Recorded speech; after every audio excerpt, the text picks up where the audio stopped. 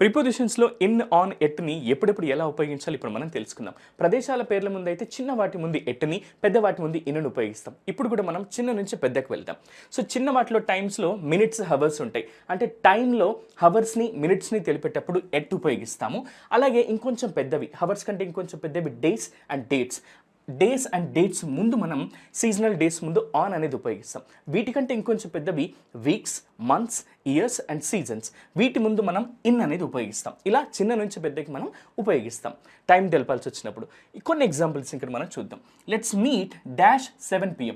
Time కాబట్టి at 7 PM అని చెప్తాం. Let's meet dash Saturday. Days కాబట్టి ఆన్ అనేది ఉపయోగిస్తాం. Let's meet dash October. ఇది నెల, మంత్ కాబట్టి ఇన్ అనేది ఉపయోగిస్తాం. Let's meet in October. అలాగే లెట్స్ మీట్ డాష్ 2025. ఇయర్స్ కాబట్టి ఇన్ 2025 అంటాం. Let's meet dash